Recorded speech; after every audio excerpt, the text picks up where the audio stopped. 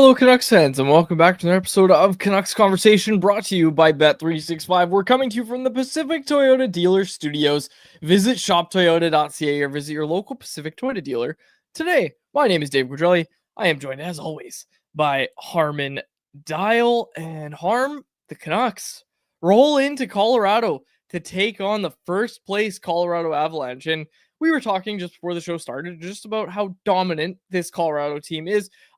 The best team in the league, and I know the numbers say that Dallas is really close to them in the standings. Well, I shouldn't even say really close compared to how close everyone else is in the standings, but Colorado is like the clear number one team in the NHL this year.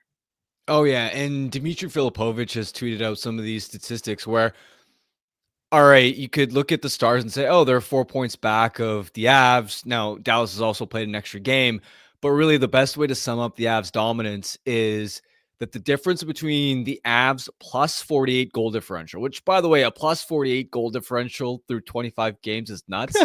The difference between them and the Stars at plus 22, the Stars have the second best goal differential in the league, is the same discrepancy between second place and either like 29th or 30th.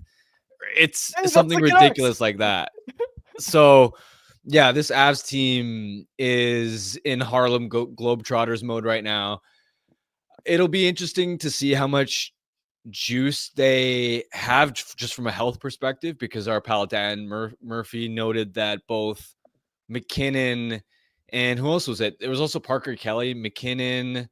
There was one of their and Landeskog were sick yesterday. They are going to play, but sometimes when you're playing through the flu or sickness, you might not have your legs the way you usually do, but still, this Avs team has so much skill up and down the lineup. And Nichushkin back as well. Nichushkin back as well. He's such a difference maker for them with his size, his skill, the pace that he's able to play at. Just an absolute menace in the net front area. But also, the Canucks are weird, man. Sometimes the Canucks just defy logic, where they could lose to a team like Calgary on the second leg of back-to-back and it not even being a particularly close game. But then we saw them beat the Ducks in probably the most entertaining game of the season. They out-ducked the Ducks.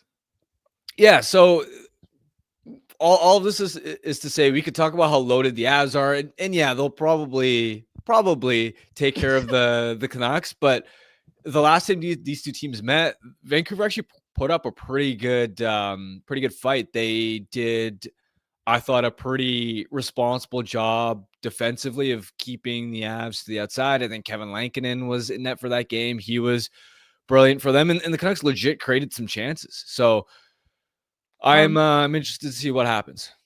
Are you feeling the plus 275 money line? Canucks money line? You might be. I tell you, man, I don't get a vibes.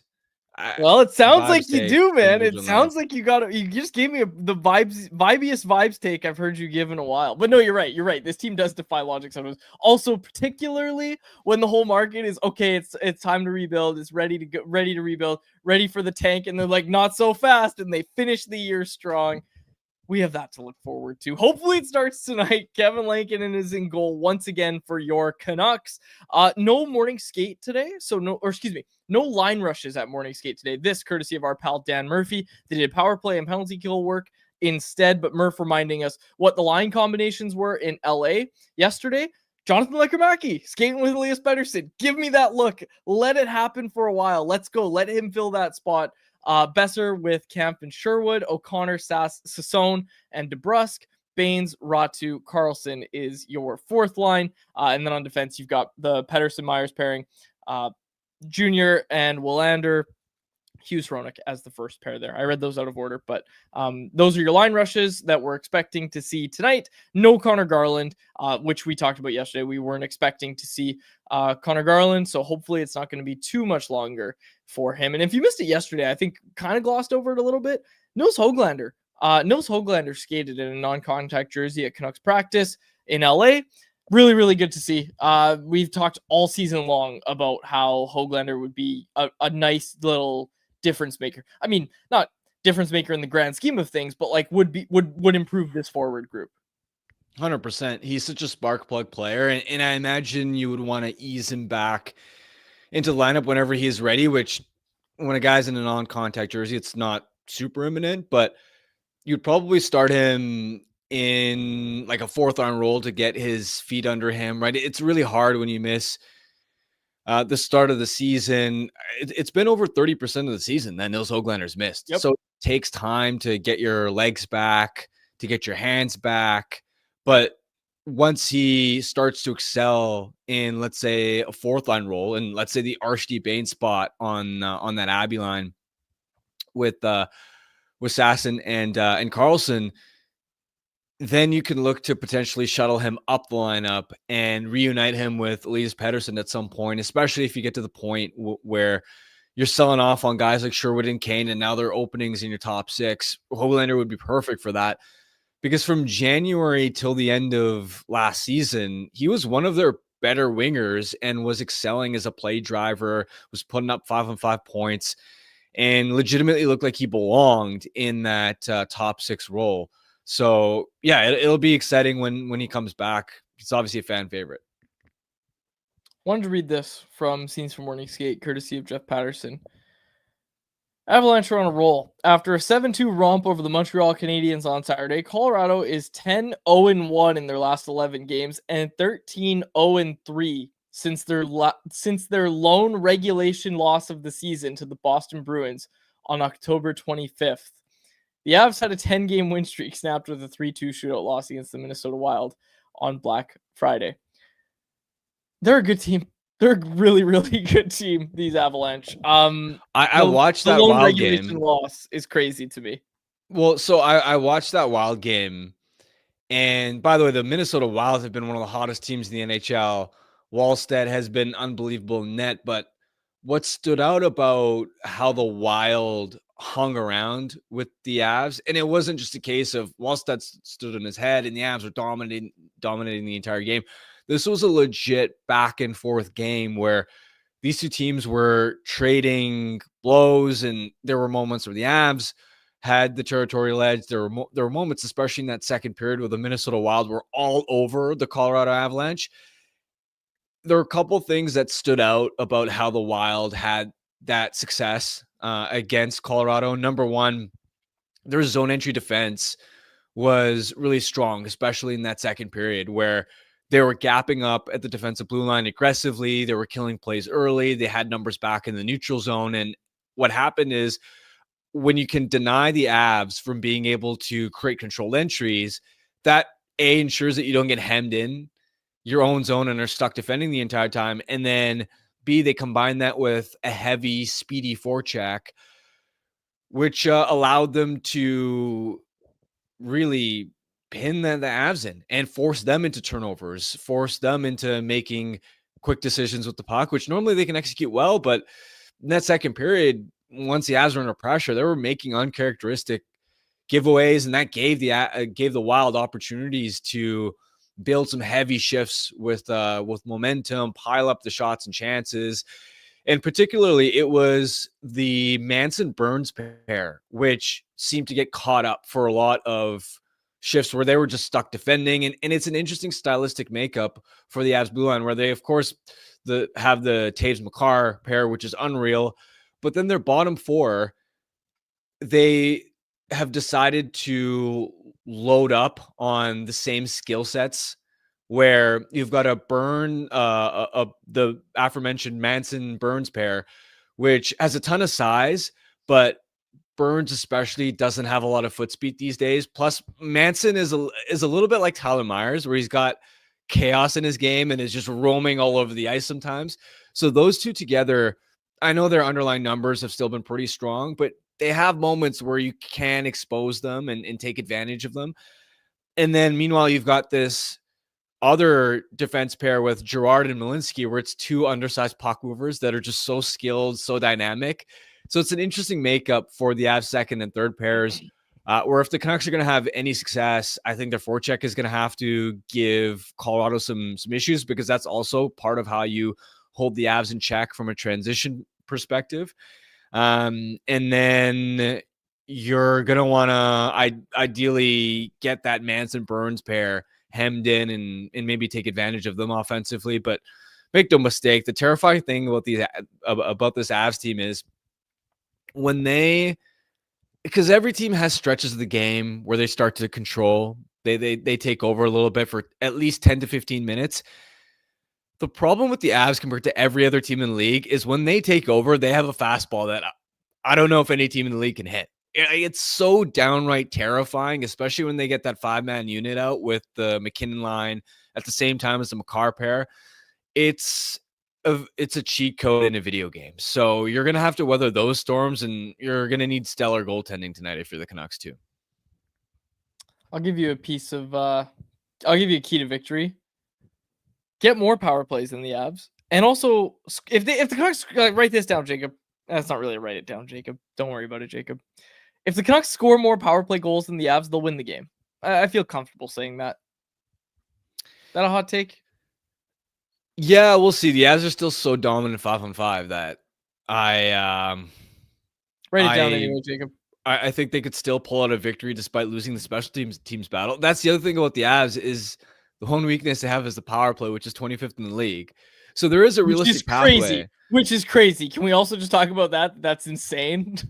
Yeah, and I'm curious to see if Nichushkin coming back is immediately going to go back on the first unit, because I want to say towards the end of October, they put Nichushkin on that top unit power play, and that coincided with, all right, our power play is starting to produce more. So we'll see, but there is a realistic pathway for the Canucks winning the special teams battle. It's just that the Avs are so dominant 5-on-5 that it might not matter, even if they do somehow get the special teams win. All right, we had this couple comments here from Matt Friesen. Just the one, we'll read this one. He said, Höglander, Pettersson, Lekkerimäki going forward after the Olympic break. Get the Swedes cooking. I like that. I like that a lot. I'm a big Jonathan Lekkerimäki guy. Day one supporter. Never doubted him ever. Lekkerimäki, let's hope he gets a good shot tonight on that top line with Elias Pettersson. All right, anything else on the game you want to talk about? I don't think so. Okay, great. We've got a couple things that I want to get to. Before that, I'm going to crank out 2 ad reads here.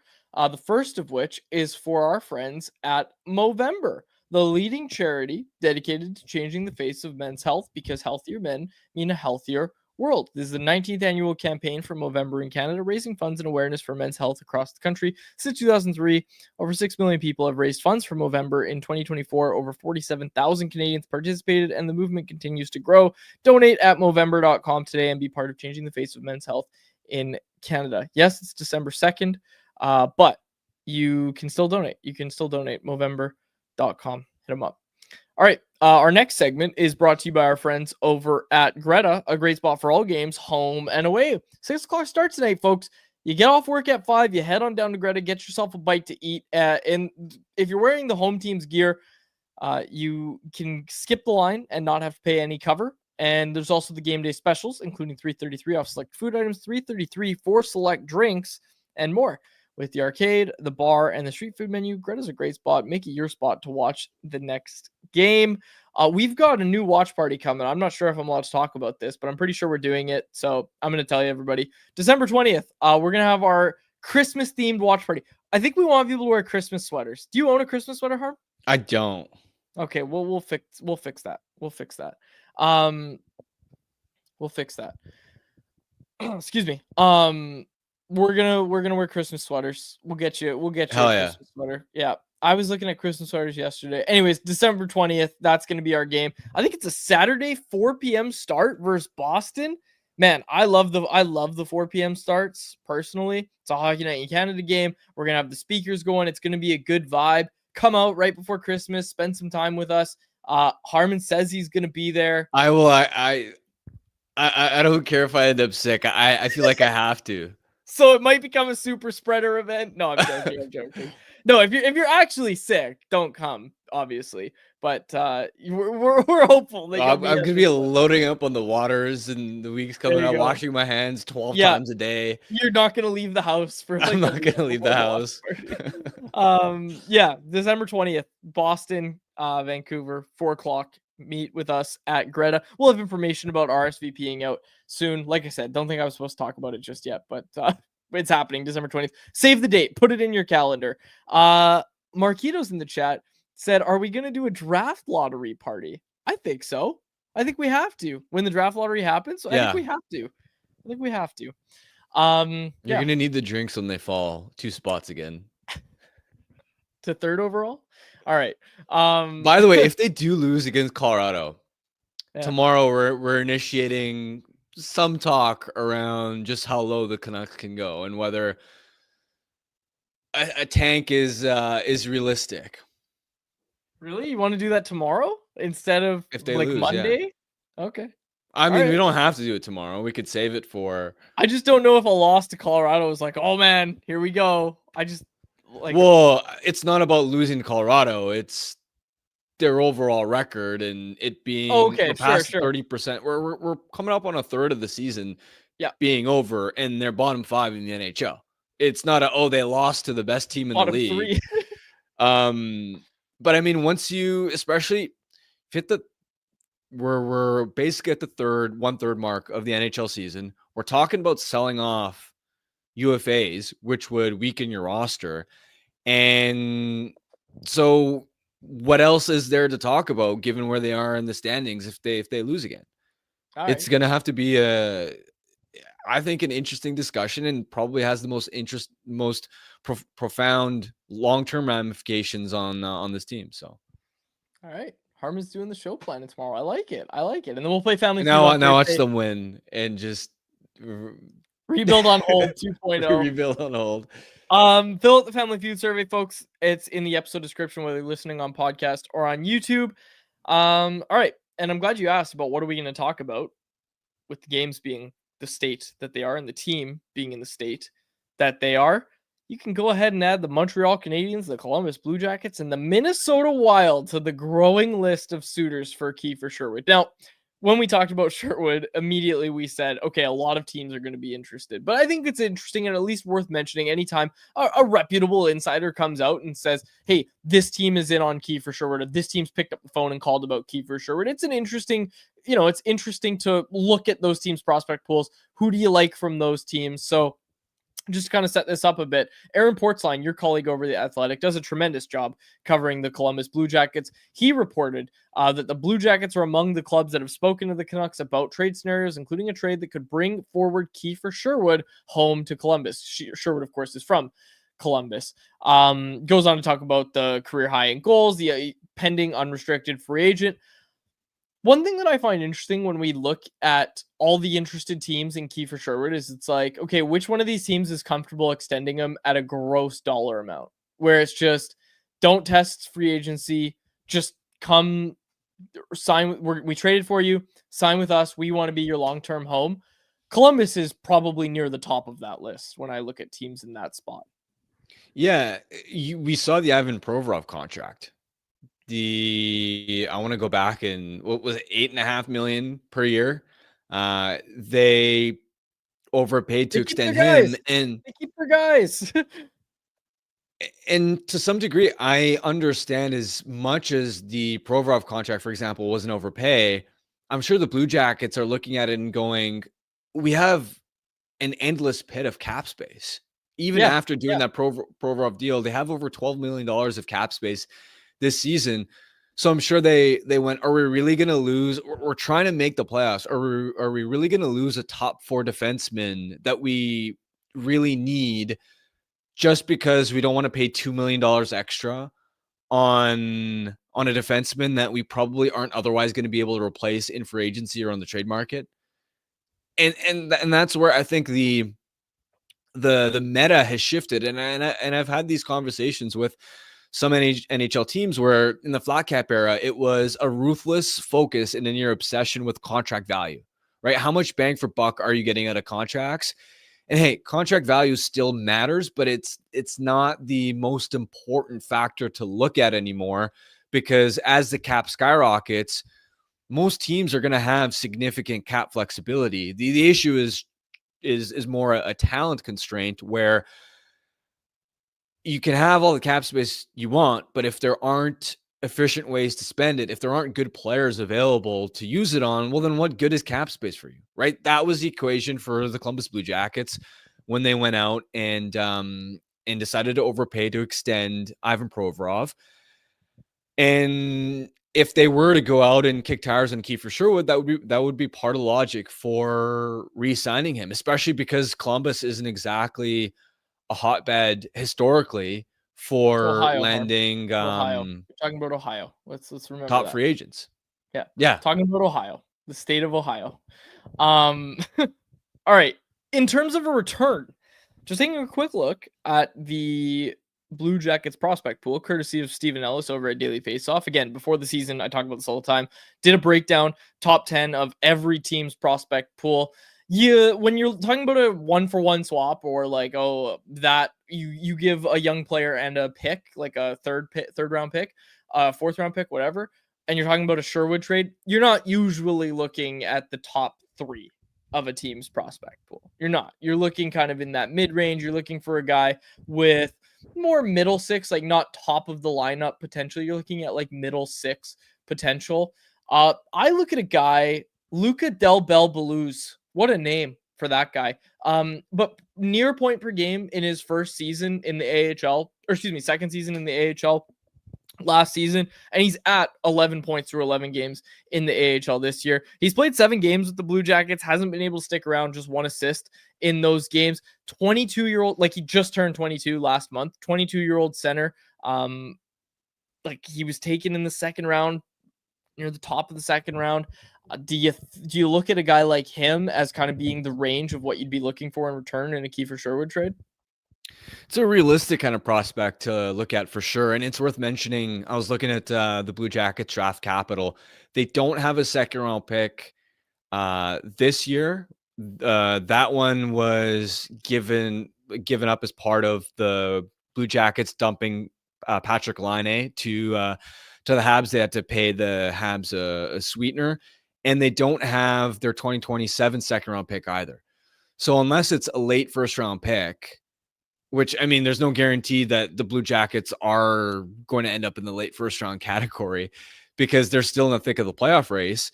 Yeah. Unless it's them surrendering a first round pick, it's going to have to be a prospect or a younger player. He's intriguing.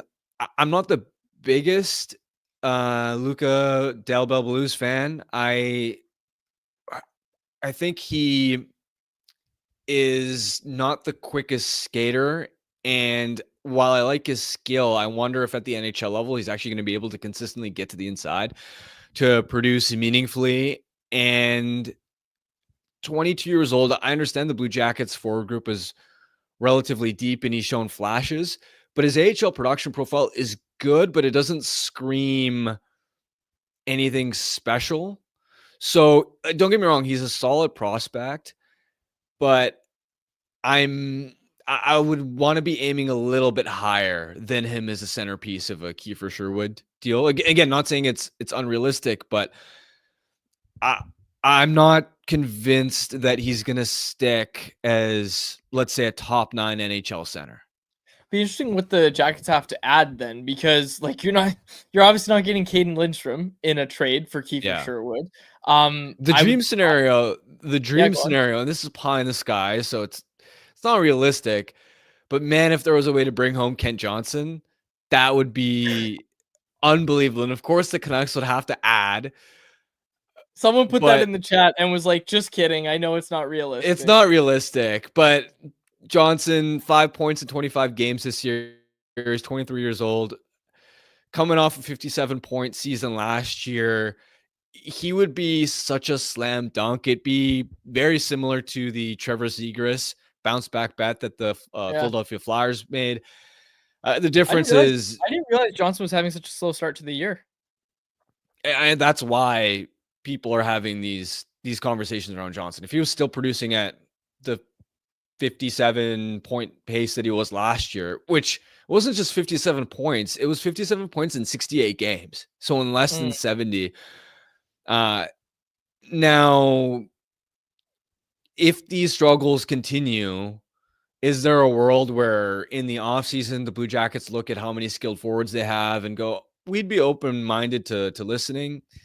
Maybe, but I don't think 25 bad games for Kent Johnson are going to be enough for the Blue Jackets to sour on him. Otherwise, he would 100% be the guy, and I'd be willing to add prospects. I'd be adding picks because that guy is so nasty. He's definitely a winger more so than a center at the NHL level, but he's got game-breaking skill.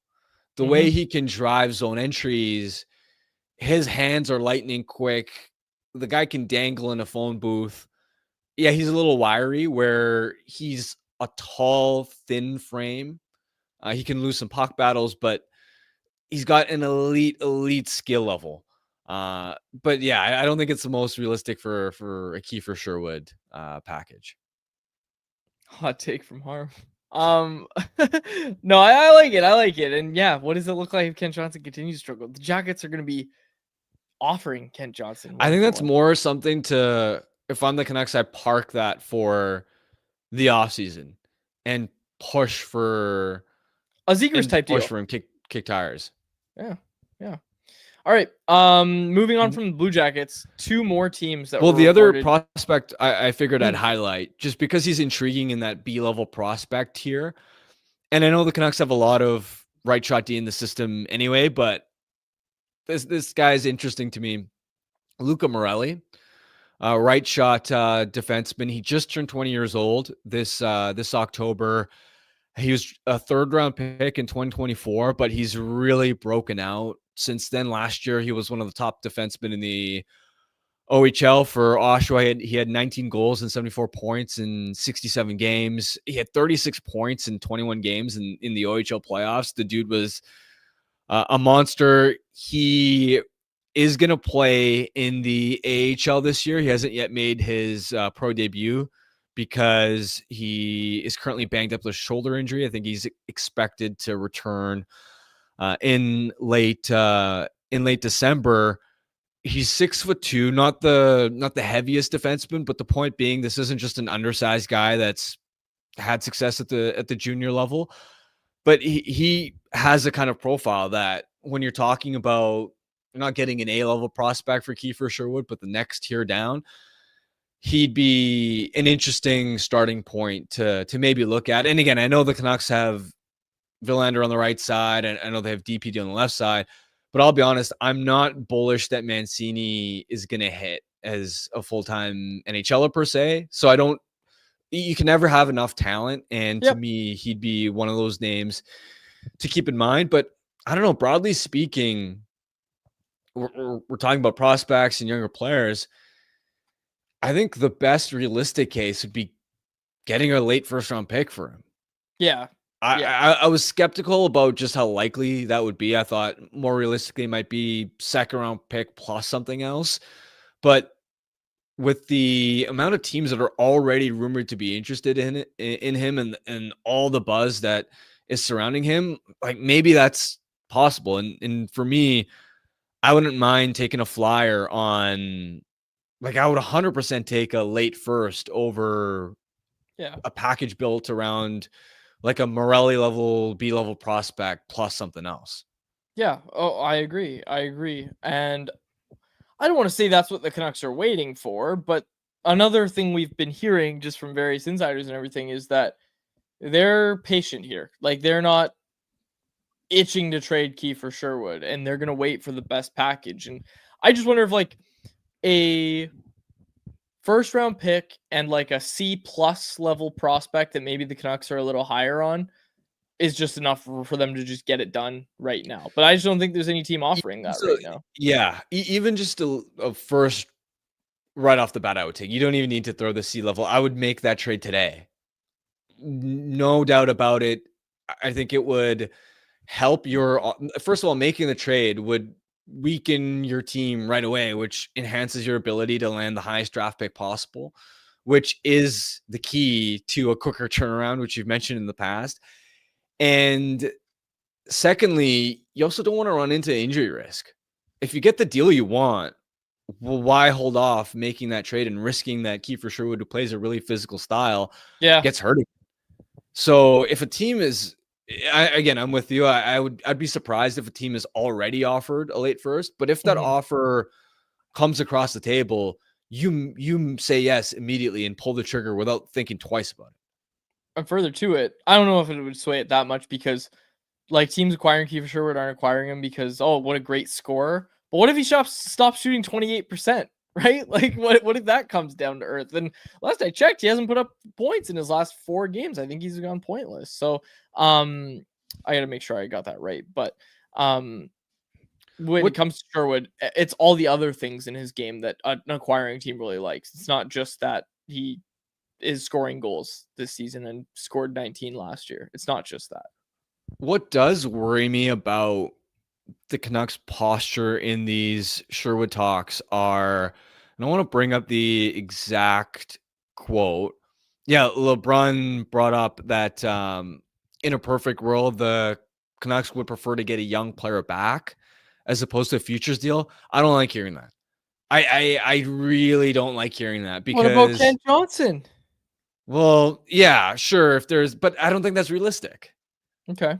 So you're worried that it's going to be Lucas Reichel, or maybe it doesn't have to be Reichel level because it'd be a better young player than Reichel. But the point being, I don't want to see the Canucks roll the dice on another reclamation project unless it's a Johnson caliber player, which again I don't think is likely. But what I'm saying is Reichel of 2 years ago.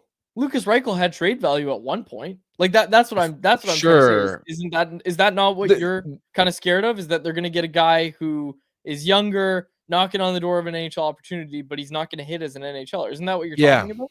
Yeah. Yeah, so and yeah, sure. I think the issue too is if any team that's acquiring Kiefer Sherwood today is trying to win this season and have as much success possible. So, why would a team give up a contributing young player? Because you're subtracting something when you're trying to be as good as possible this season. And so if you're more realistically going to get a young player that isn't yet contributing at the NHL level, then you're talking about one of those bubble guys that like a Luca Del Belbalus, right? That's an example where he's knocking on the door.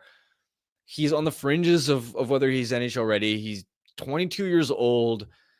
I'll be honest, I'd probably prefer a futures-oriented deal rather than rolling the dice on a Luca Del Belbalus. Fair enough. That's my take, because if you haven't broken through at the NHL yet, when you're 22 years old, your AHL statistical profile is good, but it's not elite. And I've got some question marks from a physical trait standpoint about your foot speed and whether just overall you play with enough power and tenacity to have your offensive style translate to the NHL level. I'm just not certain that you're going to hit as a difference maker. And that's the worry is with younger players, you're betting on guys that are a little bit older and have less development runway left, and players that, of course, aren't already contributing at a high level at the NHL level. I just think the probability of that guy being an impact player down the road is diminished compared to taking the futures. No disagreement here. It'll be interesting to see how they approach it. Some funny stuff in the chat. We'll probably save it for anyone else because there's more teams. There's 2 more teams that I want to talk about. So we've talked about the Blue Jackets a lot. I want to talk about the Minnesota Wild, who we saw Dollywall reporting as well. But today, Pierre LeBrun had this as well. If you pull it up, TSN's Pierre LeBrun said, "I'm told there's lots of interest in Sherwood. I also know Vancouver's not in a rush. They want to get a full read on the market and understand what's out there for them. Among teams that I believe have inquired, one is the Minnesota Wild. That makes sense. They've been looking at top 6 options. I also think the Montreal Canadiens have at the very least picked up the phone to see what was going on there. I will say this too, in a perfect world, like you just said, you were talking about this one, Canucks get a young player back if they decide to go back or go down this road instead of a futures deal. Not easy to do with pending UFA, but that's something else to keep in mind. Okay, so Minnesota and Montreal. Jacob's homework was the Montreal one, but let's focus on Minnesota for a second. When we first heard about a Sherwood deal, we had Dave Hall on last week. I wrote about which NHL teams could be interested in Sherwood. Minnesota was on that list. Liam Ogren is the prospect. If you're not gonna do a futures deal and you're gonna go for a prospect, Liam Ogren is the guy that you want to get back in this deal, in my view. Yeah, I think Ogren is very intriguing. He's 21 years old. Hasn't yet put up a point at the NHL level, but I watched that Avs Wild game, and he was a standout player there. He, as a 20-year-old last year, was right around the point per game mark, which I like to see. I'd want to do more digging on Ogren. Like I need to watch tape to make sure, because again, the only issue with some of these former first round picks that are 21, he's turning 22 in January, is all right. Why? It's similar to like where Lekkerimäki is at, right? They're the same draft year. They were part of, like, Ogren was the 19th pick. Lekkerimäki was the 15th pick. You have to figure out, all right, why is it taking a little bit longer for this player to develop and actually become an impact guy? Now, a lot of times it's not a huge worry because, like, for various reasons, right? Like with Lekkerimäki, for example, we still view him as a promising prospect. But other times when you really dive into a guy's profile, like, and you watch him play, there are red flags that you see that make you less confident that that player will hit. So Ogren obviously has a pedigree and production profile that intrigues me, but I'd also, if I'm the Canucks, I'd want to watch a ton of tape and be sure of, all right, why hasn't this guy hit at the NHL level yet? Because the Wild were banking on him to be, I think, more of a difference maker than he has been this season. So yeah, he'd be a name to keep an eye on, but not a slam dunk like, oh, that's the guy to get for sure. More just do your homework on him and really really dive in. I really like Ogren. I really do. He is that guy for me. To be the guy again.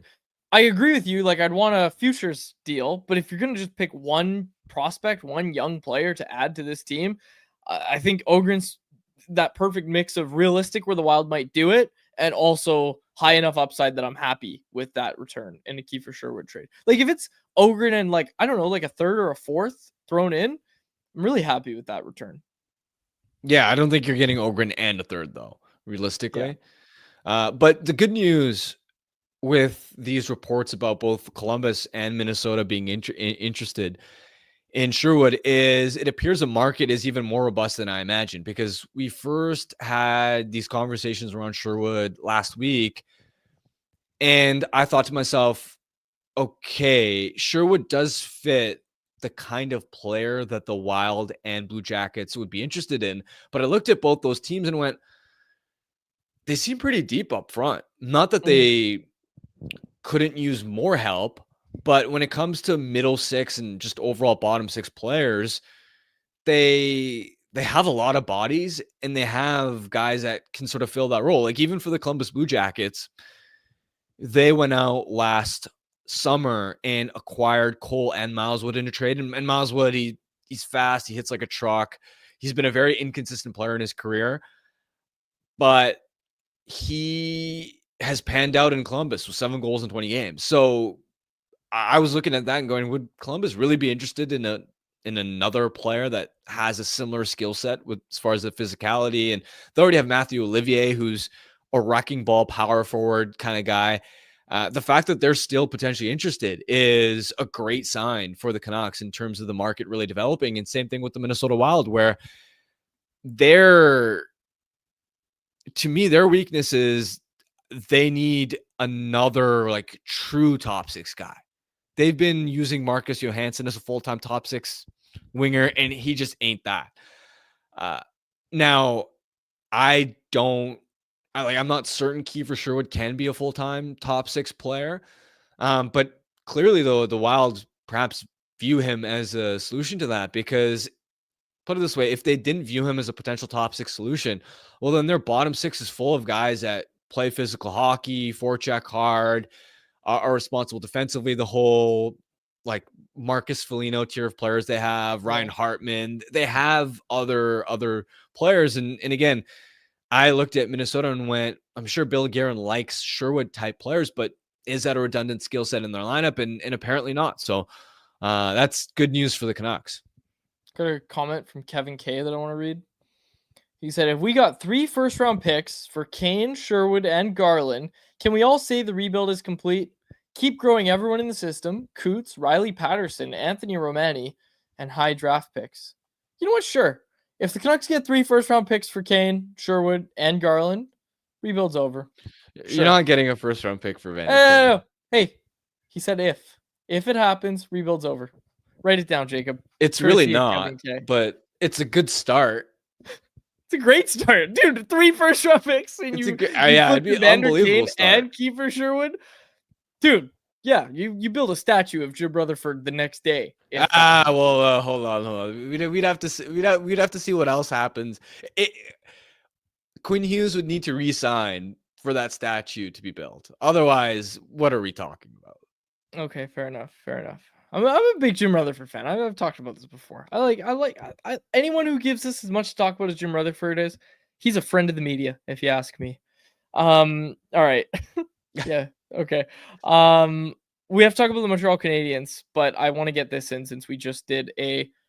Oh yeah. Okay. Kevin K is talking about a bundle. Even that would be crazy. But anyways, I wanted to read that and mention that if you want to make sure your question or comments gets on the show, hit us with a super chat. Proceeds from our super chat go to the BC Mental Health Foundation, changing the face of mental health and addiction by supporting breakthroughs in care, public understanding, research, and knowledge exchange. Cody commented, Jim Rutherford. Now I'm imagining like a Jim Rutherford Hulk Hogan mashup. You know? Jim Rutherford. I don't get it. What? You know who Hulk Hogan is? Yeah. Let me tell you something, brother. Like that was his, okay, he always said brother. You know this, okay, right? Sure. Or are you hearing this for the first time? I'm hearing that part for the first time. Did you watch wrestling like during high school? Not really. You didn't watch WWE, elementary school, nothing? You never No. WWE guy? Wow.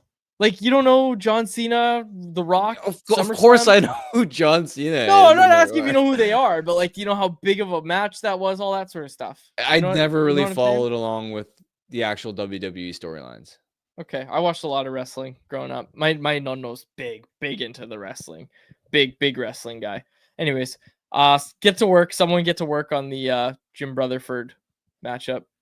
The Hulk Hogan Jim Rutherford matchup. Someone get on it.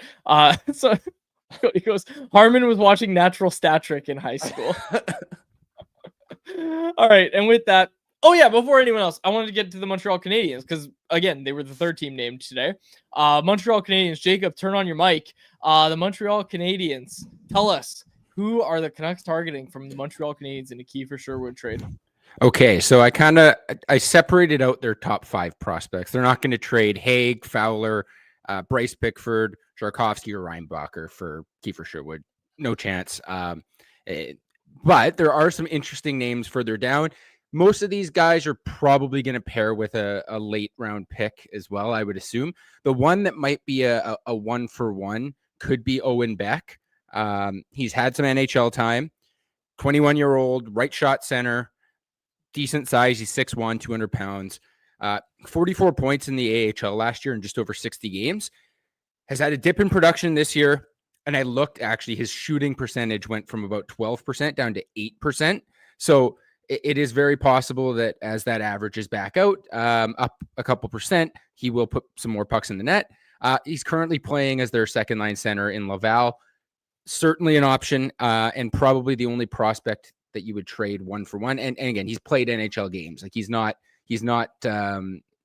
someone that has not tasted the NHL yet. He was a high second round pick. Probably the one that if you're going 1-for-1 or you might get a 6th round or 7th round pick tossed in.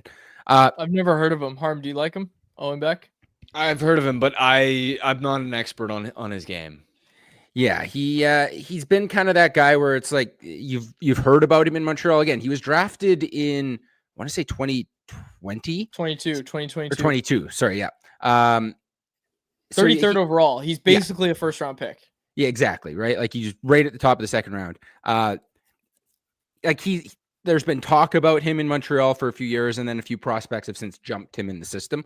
Another one again, where I'm going back to when Harm earlier was talking about, like, or you guys are both talking about, is there another Lucas Reichel of 2 years ago? The Montreal Canadiens have Lucas Reichel of 2 years ago, although he hasn't yet played in the NHL yet, and that's Philip Mesar. He was a first round pick. This was, I believe, also in 2022. 21 years old.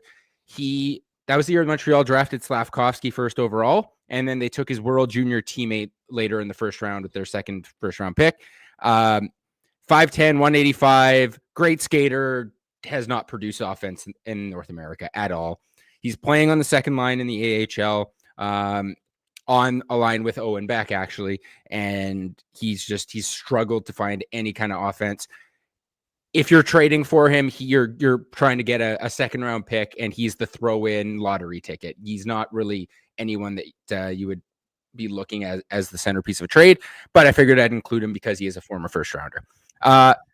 Interesting one, unless Harm's got something to say on Philip Mesar. No, I want to quickly jump in on Beck. I went up and dug Corey Pronman's pipeline rankings for the Habs from this past summer, and I'm just gonna add to your commentary on Beck, what kind of player he is. This is from Corey Pronman's scouting report and write up.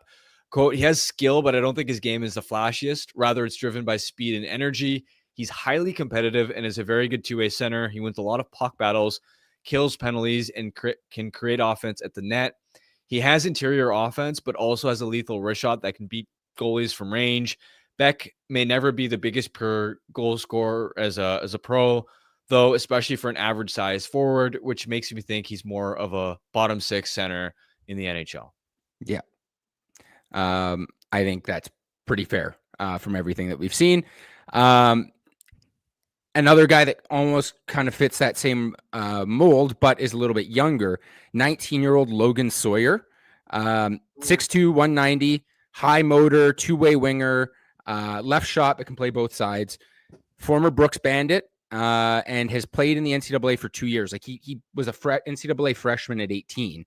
He's at Providence College. They're a good team. He's on their second line, 13 points in 15 games, kind of profiles as that just like really...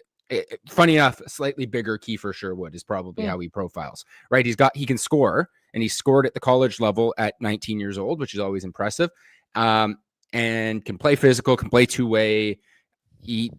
Essentially, you're kind of, if you're trading Kiefer Sherwood for Logan Sawyer, you're hoping Logan Sawyer turns into an 11-year younger Kiefer Sherwood.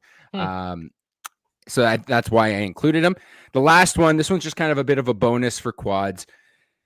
Tyler Thorpe, former Vancouver Giant, from Richmond, British Columbia, 20-year-old right wing. He's 6'5", 220 pounds. Can't teach size. His nickname is the Torpedo. Oh my gosh. Great shot, good in front of the net. He's young. He's struggled in the American Hockey League as a 20-year-old. Doesn't have any points, but and it's tough, obviously, to find advanced stats on the AHL. They don't really exist. But if you can listen to plus minus for a second here, he's on the fourth line in the AHL, but he's only a -1. So that tells me he's probably not getting caved in, giving up a ton of goals in his time on the ice because he hasn't put up any points. So size per 60 through the roof. Size per 60, absolutely through the roof. So there you go. There's a few Montreal Canadiens prospects, and I would say outside of Beck and maybe Sawyer, you're probably looking for a second or third round pick, and then these prospects being that throw in that you try to get from Montreal, considering that there's a pretty robust market for Sherwood, and that might be the, hey, Montreal, you guys need to throw in a little sweetener here to make it happen, or we're sending them over to Columbus. I love it. Thank you, Jacob, for our Montreal info. So that brings those three teams that we just mentioned, Columbus, Minnesota, Montreal. Then you had the Flyers and the Boston Bruins as well. Those are the five that I guess we're keeping an eye on for now. I think Dolly will also throw out the San Jose Sharks. We're not going to dive into all of them right now, but yeah, certainly interesting. Protected first round pick. Yeah. You guys got Askarov, you'll be fine. All right. let's get to anyone else. We'll keep an eye on the Sherwood stuff as it progresses. Don't forget, there's a Canucks game tonight, 6 p.m. start, 6 p.m. Pacific start. Let's get to anyone else, which is a presentation of our friends at Pacific Toyota Dealers and the Toyota Prius plug-in hybrid, a no-compromise approach to electric vehicles that offers the best of both worlds. You can drive up 72 kilometers on battery alone, then seamlessly transition from electric mode to the gas engine for a combined range of 962 kilometers. There's no sacrifices when it comes to horsepower style with its sleek, low, and wide exterior and sophisticated interior. It's loaded with tech. It's actually easy to use. You can plug in to recharge at home or at one of the over 2,000 public charging stations in BC alone. And now you can lease a 2025 Prius plug-in hybrid SE from $99 weekly at 3.49% APR for 64 months with $3,600 down. And it includes a $3,000 discount. Visit shoptoyota.ca or visit your local Pacific Toyota dealer today. Nick Pocek says other teams would love owner quads. A team averaging 6'6" and 230 pounds. I'd love to do this in. Guy has 0 points in the AHL, but yeah, Quad's drooling because he's 6'5". You could teach the point stuff. I'd love to do that. Take an NHL franchise mode. Maybe this is good off-season content. I wonder if people would enjoy this. Like if I rebuilt the Canucks in the off-season and did a couple builds where it's like I only target size, I only target this. So maybe we'll do that in the off season. We'll see if we do some off season content with the NHL 26. Okay, there was a couple other things I wanted to bring up. Get your anyone else's in, folks. If you have anything you want to hear us talk about, if you have anything you want us to react to, get it in the chat. I got something for you, Harm. Jesper Wallstedt, rookie of the month, a 6-0-0 record with a league best 1.14 goals against average, a 967 save percentage, and 3 shutouts in 6 games. Absolutely dominant from the best rookie goalie in the NHL. Wow. Wow. Were you responsible for picking this? The Askarov slander is crazy. I didn't say anything about Askarov. You know why? Because he's not the best rookie goalie in the league right now. I'm talking all about Jesper Wallstedt. The NHL named him the rookie of the month, November rookie of the month. How many times has Askarov been rookie of the month? Not yet. Zero is the answer, Harm. I didn't ask how many times you think. I said 0. That's how many times it's been. 0. So Jesper Wallstedt, my rookie of the year. Yeah. Guys on an absolute heater. And in all seriousness, Askarov bit aside, a 967 save percentage through 6 starts is ridiculous. Of course, yeah. He's been unreal. He's the biggest catalyst for the Wild turnaround. But I will point this out. Let's look at for this season, the goals saved above expected leaders in the NHL. Number 1, Jeremy Swayman. Number 2, Spencer Knight. Number 3, Logan Thompson. Number 4, Andrei Vasilevsky. Number 5, Yaroslav Askarov, ahead of Connor Hellebuck. And looks like I got to scroll a long way down to 19th place for Wallstedt. It's because Wallstedt hasn't played many games. Yes, right. Askarov's played 17. Wallstedt has played 9. It's a sample size reason why Wallstedt isn't up higher, close to the top of the league, but see, that's the point, right? Is if the Calder ballots happen today, you would have to go Askarov 1, or not. Like I'm not talking ahead of Schaefer, but just the goalies. You would have to have Askarov ahead of Wallstedt because Wallstedt hasn't even played 10 games this year. That's true. I'm sorry, I'm a little bit distracted. And Jacob's gonna show you why in a second. You remember when I said, I hope someone does a mashup of Jim Rutherford with Hulk Hogan? Someone already did it. Cody Severson took it upon himself to do that and tweeted it out. Oh my god. Dude, folks, if you're on the podcast, at Cody Severson on X, I've replied to it as well. You will find it. Jim Rutherford. It is so good. How did you do this so quickly? That's crazy. But yes, we have the best listeners. We have the best viewers. I love the glasses for the good touch too. Yeah, that's good. I don't think that's AI. If I know Cody, I don't think that's AI. I'll say that. That looks AI. I think it is. AI. You could do that in Photoshop, but it would take a little longer than he took. I don't know if he did. I don't know. I know Cody. I know Cody pretty well. I don't think he used AI. I'll just say that. He'll tell us in the chat if he did. Also, people saying, what is X? Yeah, fair enough. Twitter. I'm talking about Twitter. Saltair Brew in the chat goes, Hughes wants to play with his brothers. All right, we've officially gone off the rails. Let's try to get it back on. Oh, it is AI. Okay, it is AI. Sorry. All right. That's how he did it so quickly. Rajcraft said, do you think it shows a failure of the management team that they want to acquire prospects when they've been in charge for years? No. Like, not to, I've already said on this show, I really like Jim Rutherford and he's a friend of the media.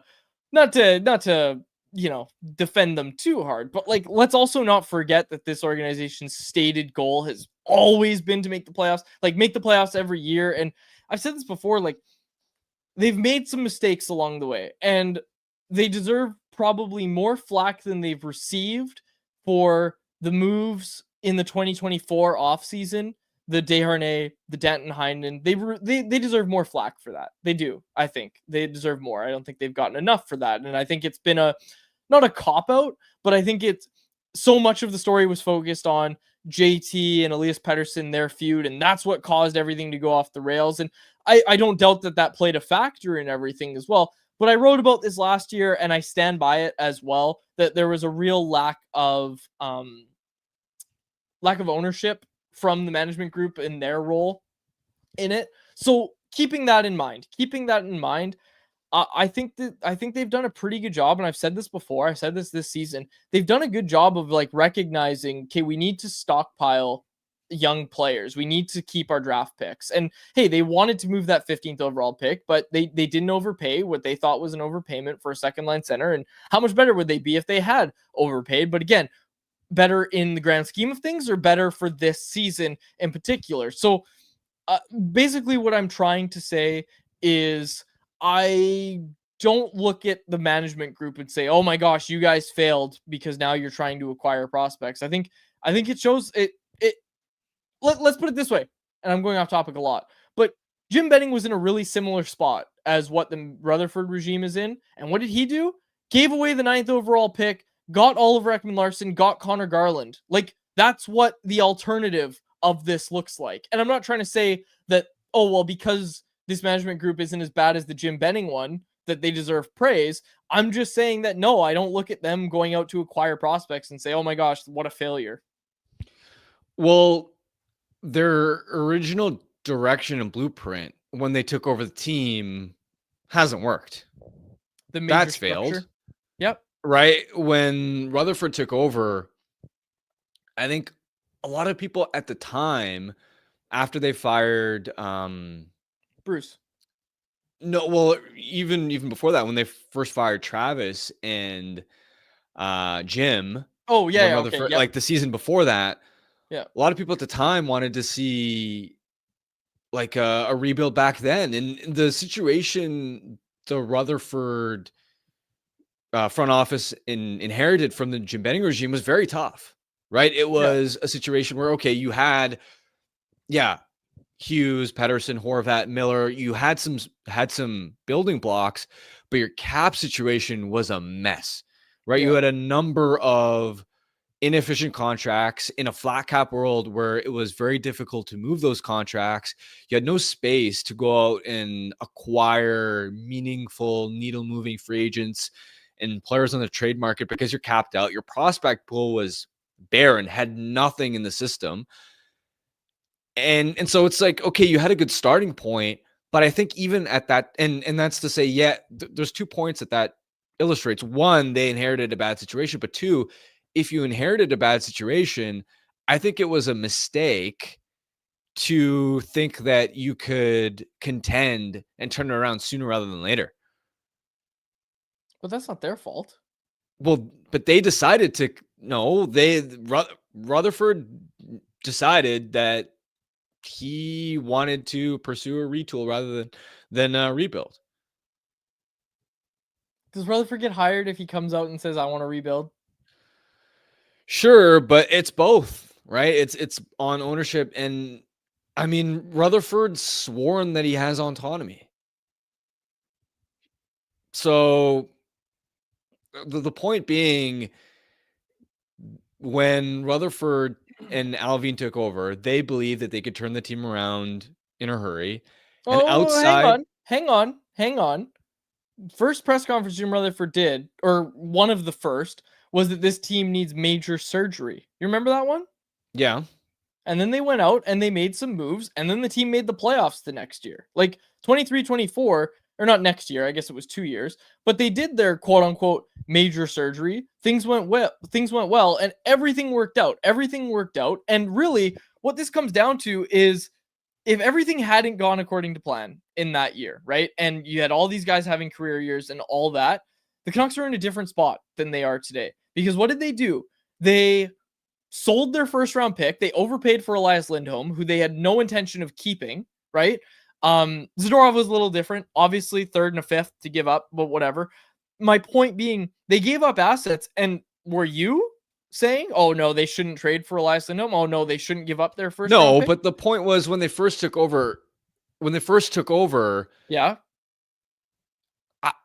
I think a lot of people looked at it and went, a retool probably, like, sure, there is a way to make it work without a full tear it down rebuild. The point wasn't, oh, you got to trade everyone. But when you were looking at, all right, JT Miller, for example, I think that was the time to move him for significant futures. Oh yeah. And okay, like, just spend 2 or 3 years just accumulating as many pieces as you can, so that, like, this would have been the year that you would have been positioned to have a sustained window.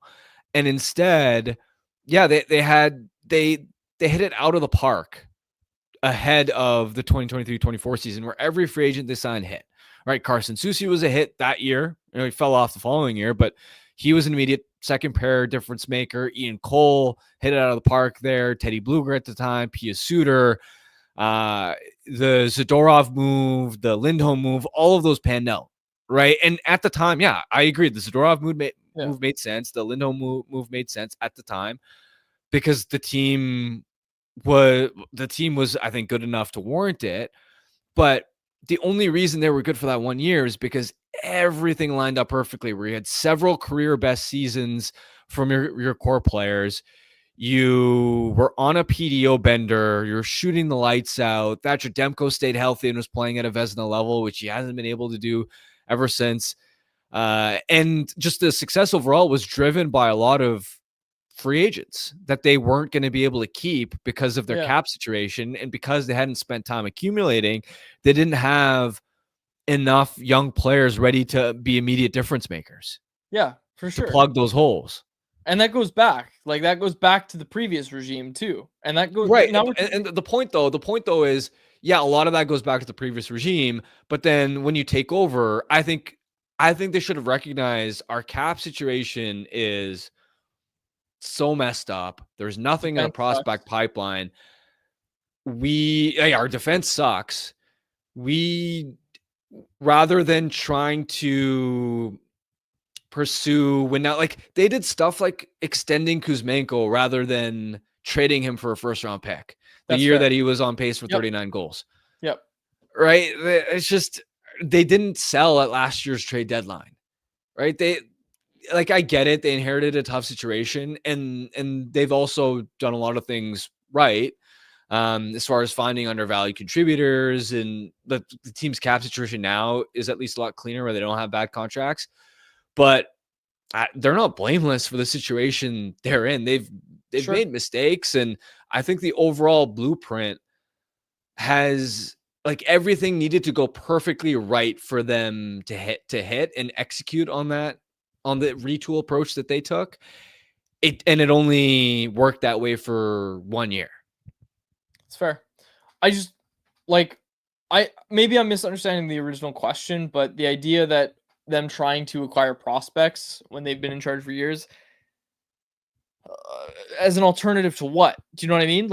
Yeah, that part I get. Of course, they should be doing that. What they're doing now in terms of pursuing futures, that should be done.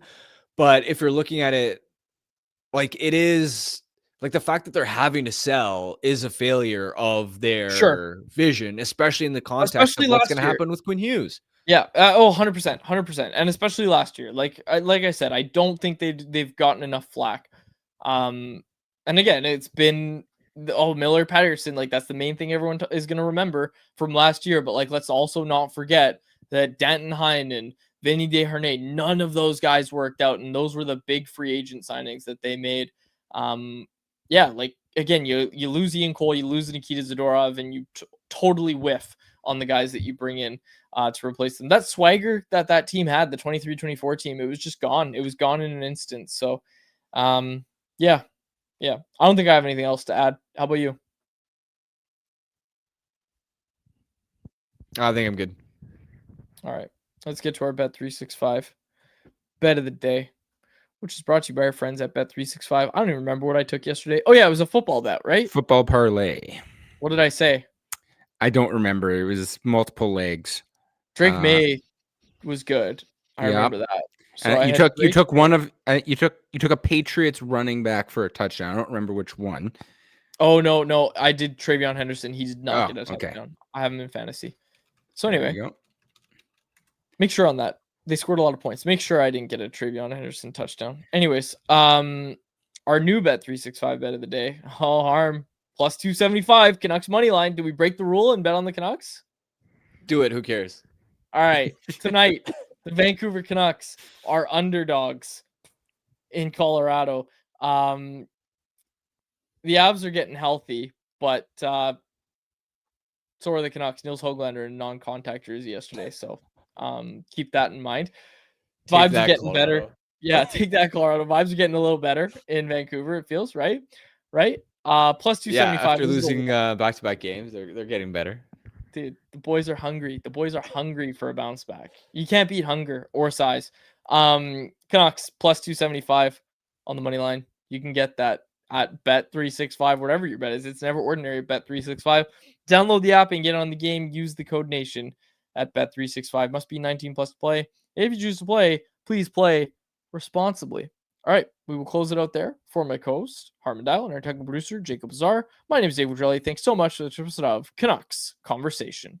Canucks Conversation is live Monday through Friday, every weekday at 2 p.m. over on the Canucks Army YouTube channel. Make sure you like, subscribe, and interact in the YouTube live chat every day with us, folks.